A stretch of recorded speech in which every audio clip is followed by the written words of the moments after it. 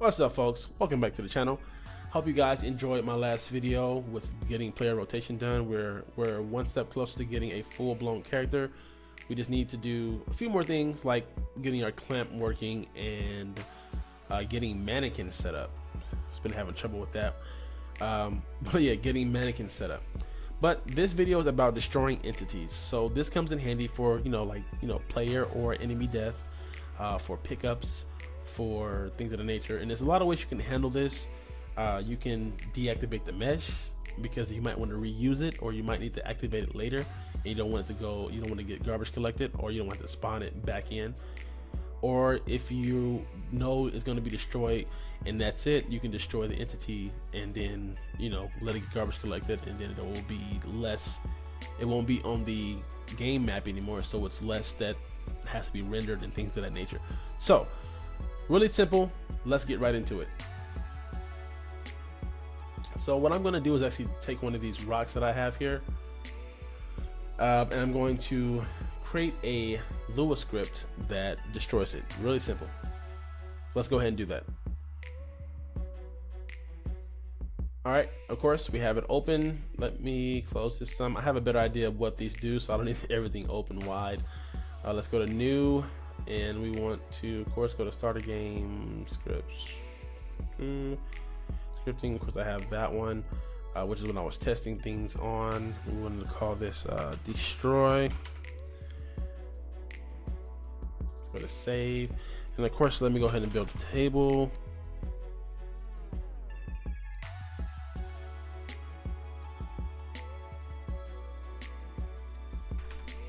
Alright, that's what we need for our basic table. Of course, what we want to do here now, we're gonna base it off our frame. So on tick, we're going to basically count down from a certain number, and it's going to destroy the entity. Very simple way of understanding and expressing what we're trying to do. So we're going to do that. So we're going to create a property called countdown, and we're going to just equal that to 0 for now. All right, so we need to connect to our tick bus. So let's go to self dot ticking equals tick bus, yeah, dot connect. You want to connect to self. Cool. So now we have that connected. So now that we have that connected, we can pull out the on tick function. This should be pretty simple for us right now. I mean, by now. I didn't mean to space that many times, sorry. By on tick, we want delta time,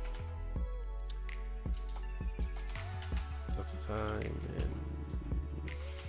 script time point. End. We're not gonna worry about what script time point is, but we're gonna be worried about delta time. That's what's counting our frames per second, which is in seconds, which pretty much one frame is 1 second, so frames per second. So what we're going to do inside of on tick is we want to take self dot properties, I cannot spell, goodness.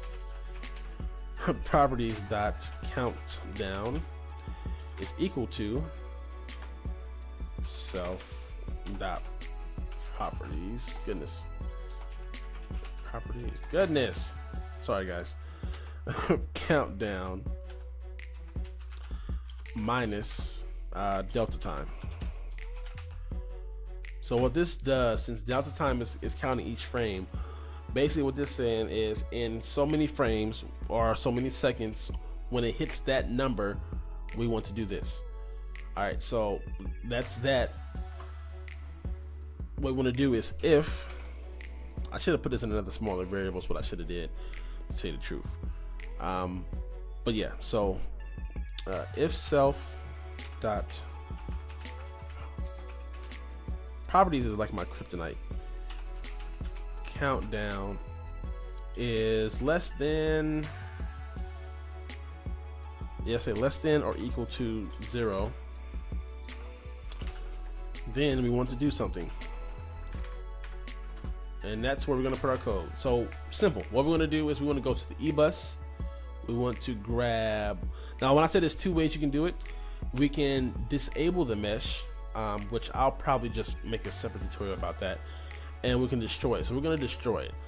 So let's go to broadcast, and we want to destroy. So we have different ones. We have activate game entity, we have deactivate, we also have destroy dynamic slice by entity. But we want is destroy game entity and descendants, because this is going to be something like an explosion or something like that, or not even explosion, rather that's going to be more like a particle system. What I mean by that is, like, say we have a barrel and that has a particle that explodes.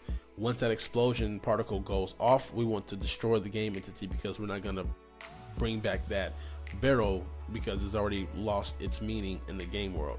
So we want this one. So what we're going to do here is we want to go game entity, goodness, it's a long word, context request bus dot broadcast. Now this is a different kind of broadcast, because most broadcast function inside of the eBus is pointing towards multiple entities, or every entity that has that script on it. This one is asking for a entity ID parameter, so it's going to point to that entity only. So broadcast dot, what's it, destroy game entity and descendants, and I believe that's it. I don't want to break. Yep, descendants, and it's asking for entity, so self dot entity ID.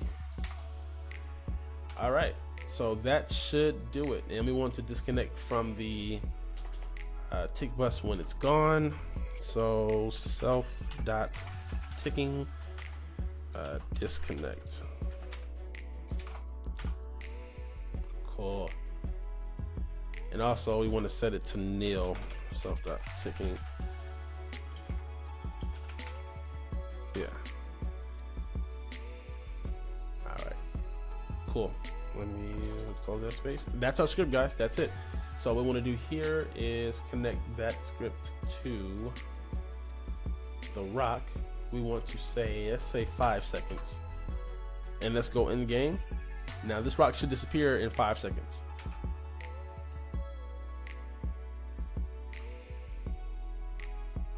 There we go. So hope you guys enjoyed the video. That is a very quick way of showing you how to destroy entities and all of the descendants. And by that it means if I destroy this entity, it's going to destroy this entity as well as all these guys. So well, that's if I put it on the if I put it on this right here, it destroy all these guys. Since I put it on the actual rock, this rock doesn't have any entity descendants, so it's only going to destroy this guy. But yeah, so that comes in handy when you want to destroy a player that has a ton of component entities and things of that nature. Once you call it on that main entity, it's going to destroy all of those guys. So I hope you guys enjoyed this video. Very short, very quick. This is going to be one of my quick tips. And let me know in the comments, guys. Let me know how I'm doing. Let me know how you guys are liking these video tutorials, if they are helpful to you guys. Make sure you hit the follow button if you haven't. Make sure you share this amongst other developers who might want to use the engine. And yeah, I guess I will catch you guys later. And always remember, guys, to keep developing.